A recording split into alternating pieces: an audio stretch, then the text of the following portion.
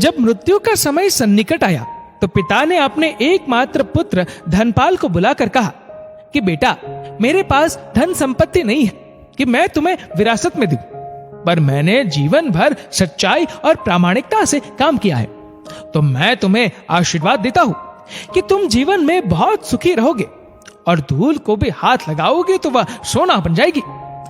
बेटे ने सिर झुकाकर पिताजी के पैर छुए। पिता ने सिर पर हाथ रखकर आशीर्वाद दिया और संतोष से अपने प्राण त्याग कर दिए। अब घर का खर्च बेटे धनपाल को संभालना था। उसने एक छोटी सी ठेला गाड़ी पर अपना व्यापार शुरू किया। धीरे धीरे व्यापार बढ़ने लगा। एक छोटी सी दुकान ले ली, व्यापार और बढ़ा। अब नगर के संपन्न लोगों में उसकी गिनती होने लगी।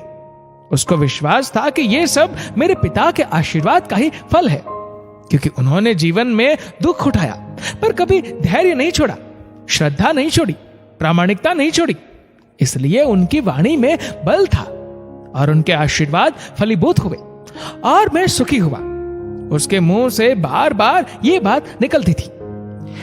एक दिन एक मित्र ने पूछा, तुम्हारे पिता में इतना बल था तो वह स्वयं संपन्न क्यों नहीं हुए, सुखी क्यों नहीं हुए?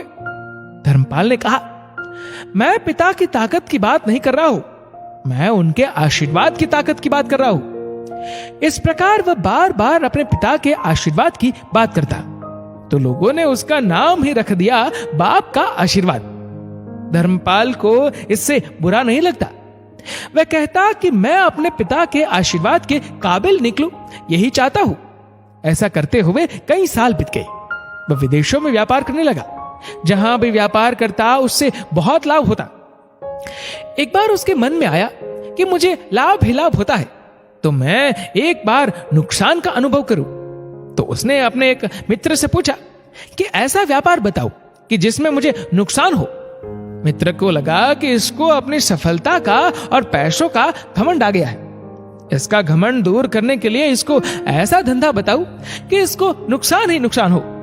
तो उसने उसको बताया कि तुम भारत में लौंग खरीदो और जहाज में भरकर अफ्रीका के जंजीबार में जाकर बेचो। धर्मपाल को यह बात ठीक लगी। जंजीबार तो लौंग का देश है, वहां से लौंग भारत में लाते हैं और यहाँ 10-12 गुना भाव पर बेचते हैं। भारत में खरीद करके जंजीबार में बेचे तो साफ नुकसान सामने दिख रहा है। परंतु धर्मपाल ने तय किया कि मैं भारत में लौंग खरीद कर जंजीबार खुद लेकर जाऊंगा। देखो कि पिता के आशीर्वाद कितना साथ देते हैं। नुकसान का अनुभव लेने के लिए उसने भारत में लौंग खरीदे और जहाज में भरकर खुद उनके साथ जंजीबार द्वीप पहुंचा। जंजीबार में सुल्तान का राज्य था। धर्मपाल जहाज से उतर करके और लंबे रेतीले रास्ते पर जा रहा था, वहां के व्यापारियों से मिलने को। उसे सामने से सुल्तान जैसा व्यक्ति पैदल सिपाहियों के साथ आता हुआ दिखाई दिया। उसने किसी से पूछा कि ये कौन है। उन्होंने कहा, ये सुल्तान है। सुल्तान ने उसको सामने देखकर उसका परिचय पूछा। उसने कहा, मैं भारत के गुजरात के खंभात का व्यापारी हूं और यहां पर व्यापार करने आया हूं। सुल्तान ने उसको व्यापारी समझकर उसका आदर किया और उससे बात करने लगा। धर्मपाल ने देखा कि सुल्तान के साथ सैकड़ों सिपाही है, परंतु उनके हाथ में तलवार, बंदूक आदि कुछ भी ना होकर बड़ी बड़ी छलनियां है। उसको आश्चर्य हुआ।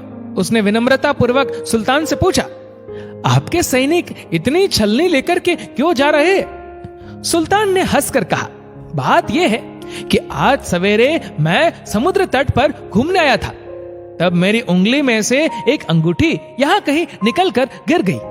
अब रेत में अंगूठी कहां गिरी पता नहीं, तो इसलिए मैं इन सैनिकों को साथ लेकर आया हूं। ये रेत छान कर मेरी अंगूठी उसमें से तलाश करेंगे। धर्मपाल ने कहा, अंगूठी बहुत महंगी होगी। सुल्तान ने कहा, नहीं, उससे बहुत अधिक कीमत वाली अनगिनत अंगूठी मेरे पास है, पर वह अंगूठी एक फकीर का आशीर्वाद है।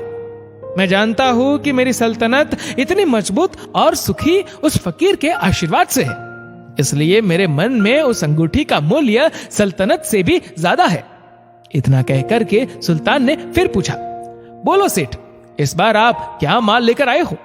धर्मपाल ने कहा कि लौंग। सुल्तान के आश्चर्य का ठिकाना नहीं रहा। ये तो लौंग का ही देश है सेठ, यहां लौंग बेचने आए हो? किसने आपको ऐसी सलाह दी? जरूर वह कोई आपका दुश्मन होगा।